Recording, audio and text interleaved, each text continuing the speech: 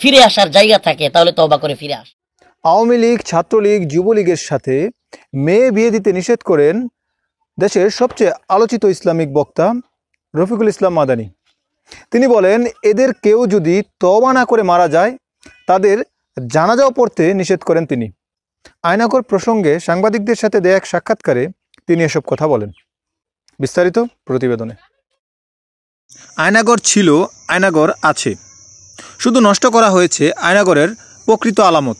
প্রধান উপদেষ্টা ও আসিফ নজরুলের সাথে আয়নাগর পরিদর্শনকালে যে ফুটেজ দেখানো হয়েছে এতে আয়নাগরের অনেক গোপন রহস্যই অপ্রকাশিত রয়ে গেছে। আয়নাগর ছিল, আছে। এখন আয়নাগরের যেই আলামতগুলো নষ্ট করা হয়েছে, আমি আমার কথা বলি।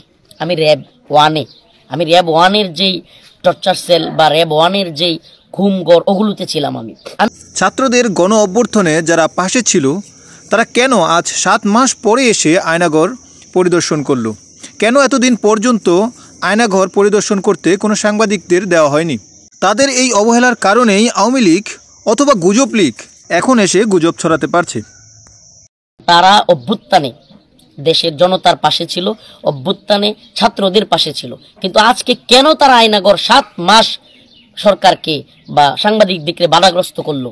এবং তারা বাধাগ্রস্ত করার কারণে আজকে এই আওয়ামী গুজব লীগ আজকে এই গুজব ছড়াইতে পারতেছে।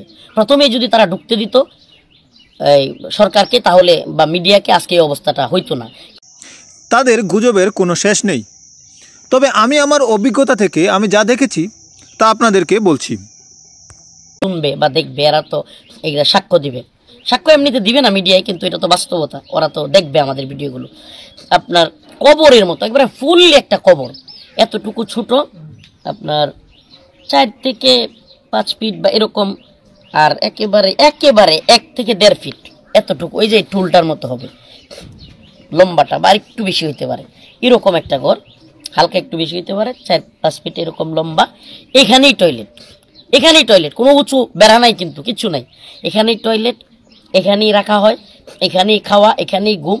আর কি করে ওরা বড় বড় ফ্যান ছেড়ে রাখে যাতে করে এক রুমের আওয়াজ আর এক রুমে না যায়। আমি আল্লাহকে সাক্ষী রেখে বলছি, আমি র্যাব ওয়ানে এই ঘরগুলোতে ছিলাম।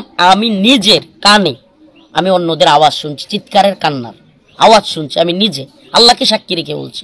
আরেকটা বিষয় হলো, যেই ঘরটা টর্চার সেল, এটা এই ঘুমঘরের আশেপাশেই থাকে, কারণ এটা যেহেতু চোখ বেঁধে নিয়ে যায়, সুনির্দিষ্ট করে বলা যে কারোর জন্য কঠিন। এবং আরেকটা বিষয় বলি, আয়নাগরের প্রত্যেকটা জায়গা কিন্তু একই রকম না। কারণ আমি কেন বলতে পারতেছি, আমি কারাগারে, রিমান্ডে অনেকের সাথে কথা বলেছি। এটা আমি বলি, আমি অনেক ঘুমঘরে থাকা অনেকের সাথে আমি কথা বলেছি, যারা বিভিন্ন ধরনের কথা মানে পেশ করেছে। এরা আরও সূক্ষ্ম কৌশলে যে গুজবটা ছড়াচ্ছে যে চেয়ার যদি স্টিলের হয় তাইলে ইয়া হবে। আসলে এরা তো জীবনে কেউ আয়নাঘরে যাওয়ার দরকার হয় নাই, এদের তো কারো আয়নাঘরে যাওয়ার দরকার হয় নাই। আয়নাঘরে গিয়েছে দেশের আলেম উলামা, এদেশের অনেক ছাত্র জনতা, এদেশের অনেক জামাত ইসলামী হেফাজতের নেতাকর্মীরা, এরা গিয়েছে, বিএনপির নেতাকর্মীরা এরা গিয়েছে। তো এরা তো আওয়ামী লীগের যারা গুজব ছড়াচ্ছে এরা তো যাবে না। এদের কেন্দ্রীয় নেতারা জানে, এদের হাসিনা জানে, এদের মানে প্রত্যেক বড় বড় নেতারা জানে। এখানে এমনকি আমি আপনাদেরকে বলি, আমাদের চোখ বাঁধা অবস্থায় আমি যেটা ফিল করি, আওয়ামী লীগের নেতারা সামনে ছিল এবং যখন টর্চার করা হইতো এরা দেখছে এইগুলো এরা দেখছে। কেন?